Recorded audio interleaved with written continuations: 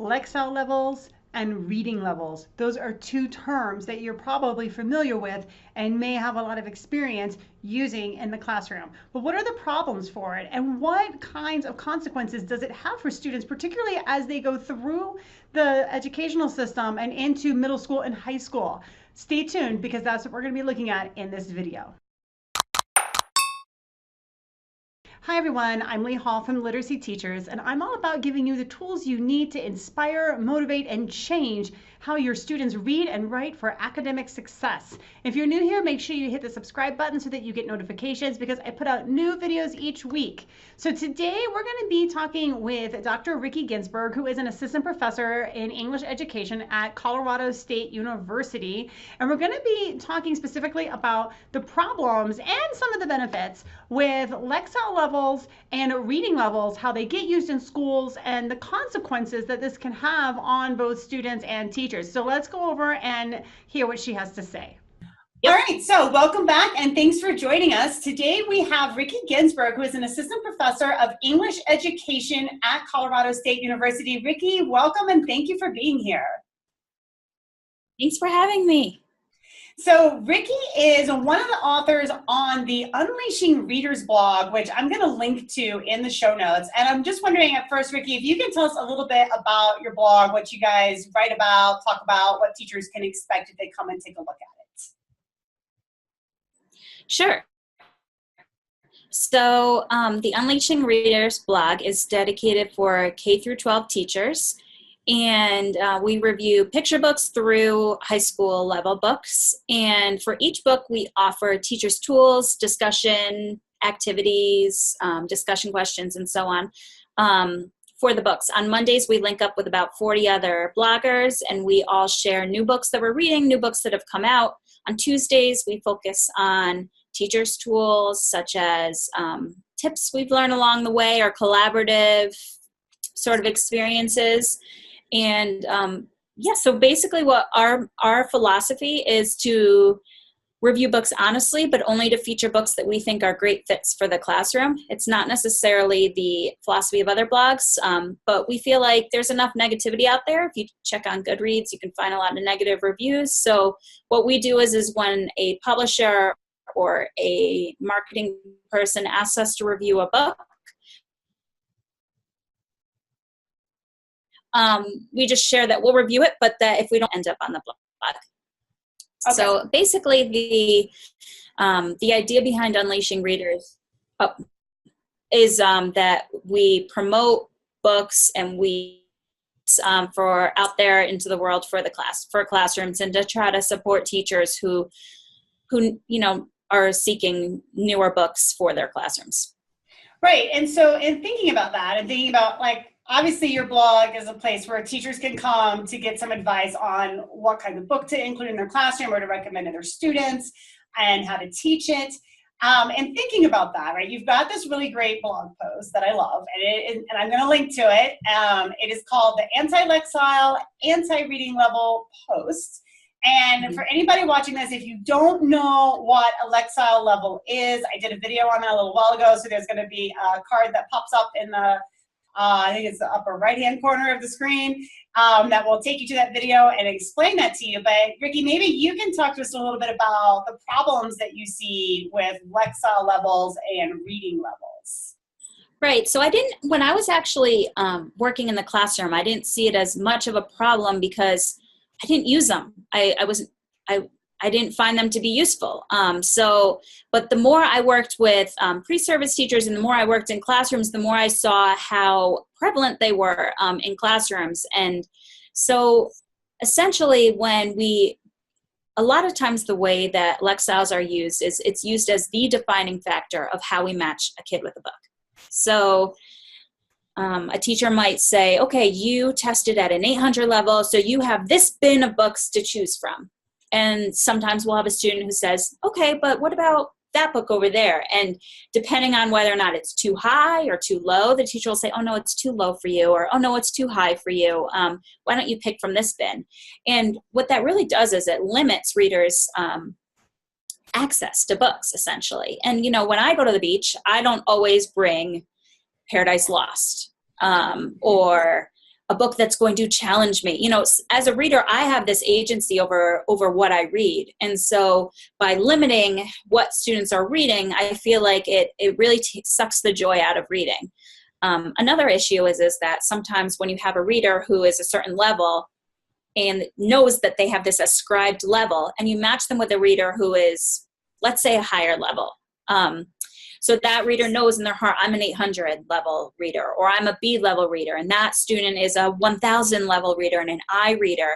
And it really, it negatively impacts reader identity to the point where it makes someone feel like they're not good at something. So by feeling like I'm not good at soccer, when I play with my husband who plays soccer all the time, maybe I don't try as hard because I realize I'm not going to be good enough. So I think what it does is it really hurts sort of the reader identity for in terms of how a reader feels about themselves when they read. So I think if we can promote readers to the point where they feel like they're good at reading, regardless of whatever level they test at, and we allow them access to a lot of books, it has a positive impact of how they feel and perceive reading. Mm-hmm. Yeah, because I think part of this is, right, what you're saying is when it's like a free reading time and you get to choose your own book, you shouldn't be bound to choosing what's in that Lexile range, right? Right. And yes, kids are going to run off and choose, there will be kids that run off and choose a book that's too difficult for them. But in my experience, if you just let them go do that, no matter what age they are, they're going to figure it out on their own. It's not going to be an enjoyable experience, and they're going to put it back, and it's going to sort itself out. Have you found that to be the case? Yeah. So, self-censorship is usually, we think about it in terms of what topics are in the book, but I think also self-censorship can be promoted in the free reading environment in terms of what books we select. So whenever students would come to me with a book that they felt like was just too challenging for them, I'd say, is it frustrating you? And if it is, then let's just pick a different book and we can go back to that one later. So that's sort of the approach that I always took in the classroom. And, sometimes they pick books that are below their level, but as long as they're reading a massive amount of books, whether they be higher or lower than that level, I think that creates a more positive reading environment, in my opinion and philosophy. Right. And then if they have that positive reading environment, they're going to enjoy reading, or be more likely to enjoy reading, and they're going to be more likely to want to read, and they're going to be more likely to take on some more challenging texts too. Right. Exactly. Yeah. I think reading 40 books at levels that are at above and below our reading level is better than reading the 3 that are ascribed to your reading level, ascribed to you, and maybe just don't match your interests. Yeah. So are there any benefits to this then, to this Lexile reading level system? I think it could be one factor out of many, especially for younger readers. I have a son who's 4, and he's really interested in Batman, and there are Batman Lexile books that he picks, which makes me as a parent go, because it's just not my philosophy. But he wants to read the Lexile 115 level book of Batman, and so it's in his interest. So it still matches my philosophy. And it is helpful to me that the books are leveled and they're at increasing level. And for that case, it works. It works really well for him as a 4-year-old, and the book still matches interests.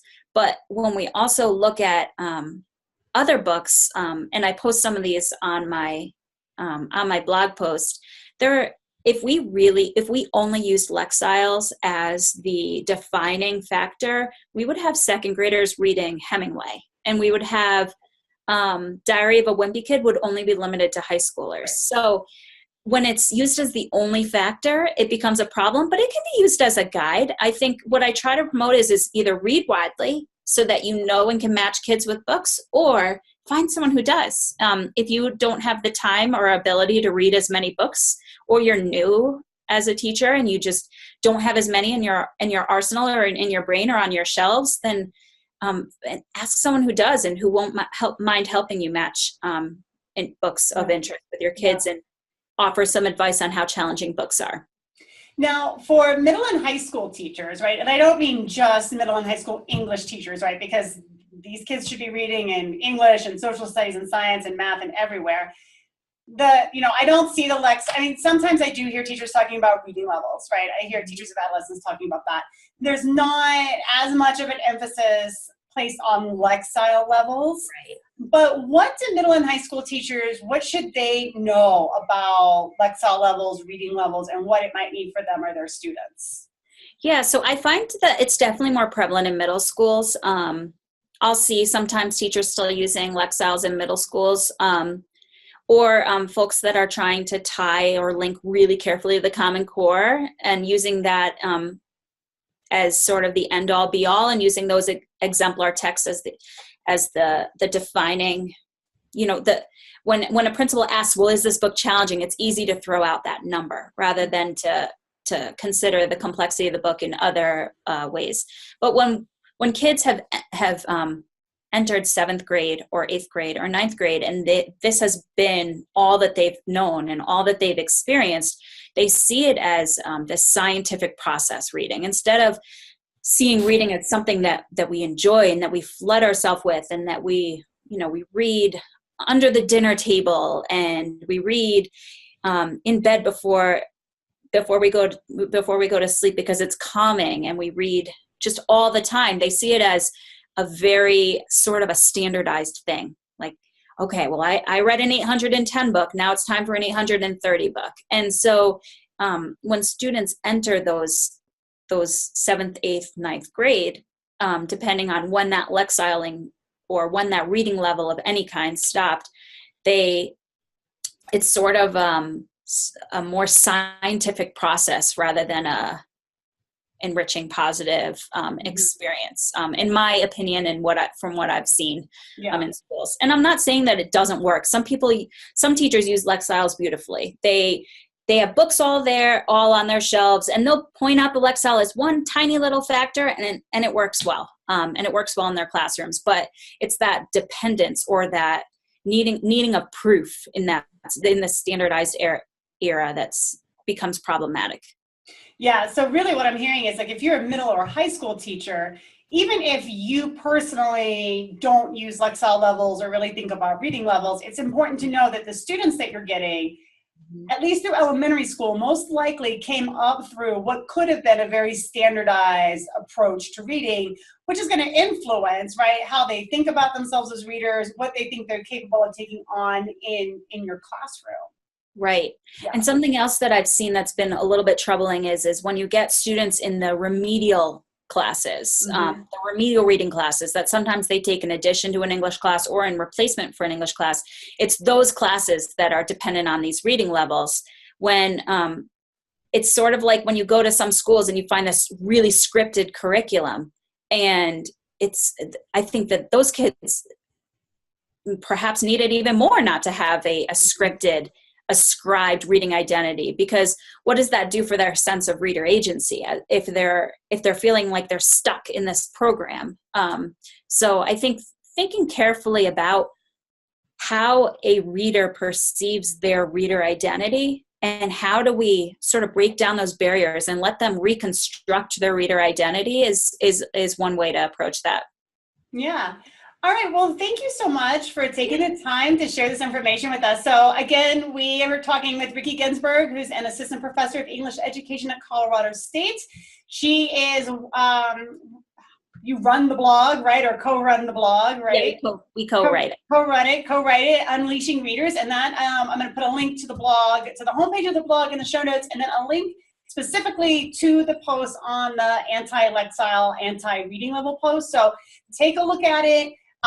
Definitely head down to the comments section. Let us know like what your experiences are with Lexile levels, reading levels, questions you have, confusions you have, ways that you've seen it used, the good, the bad, the ugly, and let's get in there and let's discuss it. Yeah.